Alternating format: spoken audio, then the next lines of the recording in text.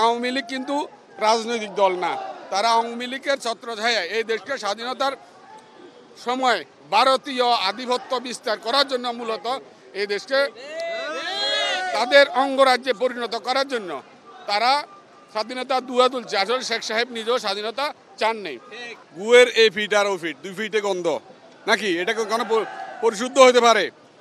আপনাকে দেশে সুষ্ঠুভাবে রাজনীতি করতে হলে দেশের জনগণের অধিকার নিয়ে সংগ্রাম করতে হবে। কিন্তু আমরা বিগত দিনে দেখেছি এই পেশিবাদ সরকার একের পরে এক মানুষের উপরে জুলুম করেছে। শুধু জুলুম করে নাই, তারা এই দেশের সেনাবাহিনীকে নিচ্ছিন্ন করার জন্য বিডিআর হত্যাকাণ্ড ঘটিয়েছে। তারা এদেশে আলেম সমাজকে ধ্বংস করার জন্য শীর্ষস্থানীয় আলেমদেরকে ফাঁসিতে ঝুলিয়েছে। তারা এদেশের আলেম সমাজকে ধ্বংস করার জন্য তারা এই 5 মে 2013 সালে শাপলা চত্বরে গণহত্যা চালিয়েছে।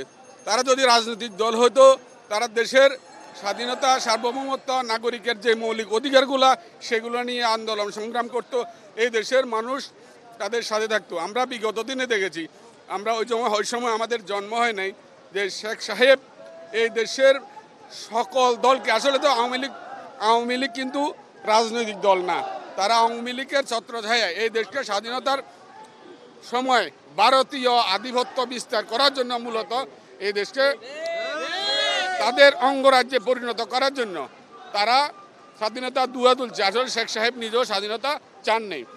পরবর্তীতে আমরা দেখছি এই শেখ সাহেব আওয়ামী লীগকে নিষিদ্ধ করে বাকশাল গঠন করেছিল, তখন সকল রাজনৈতিক দলগুলোকে তারা নিষিদ্ধ করেছিল। আমরা বিগত 17 বছর দেখেছি, আপনারা 5 তারিখের হয়তো মিডিয়ার কল্যাণে দেখতে পাচ্ছেন, আওয়ামী লীগ চলে যাওয়ার সাথে সাথে এই দেশের অনেক পেটোয়া বাহিনী বিডিআরের লেভেলে পোশাক পরে সরকারের বিভিন্ন প্রশাসনিক স্তরে তারা থেকে কিভাবে তারা বিমানবন্দর দিয়ে পালাই গেছে। যদি 5 আগস্টে সংগঠিত না হইতো, এই দেশটাকে তারা লুটি ফুটি খাচ্ছে, এই দেশের মানুষের অধিকার নিয়ে তারা চিনিমিনি খেলছে, এটা মানুষ দেখতে পাইতো না।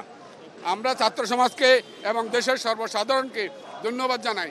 এই বিগত সরকার, আওয়ামী লীগ যদি রাজনৈতিক দল কখনো নিষিদ্ধ হয় না, আমরা রাজনৈতিক দল নিষিদ্ধ করার পক্ষে না, কিন্তু আওয়ামী লীগ কোনো রাজনৈতিক দল না, এটা ফ্যাসিস্ট, এরা হত্যাকারী, এরা জুলুমকারী, এরা নির্যাতনকারী, এরা খুনি।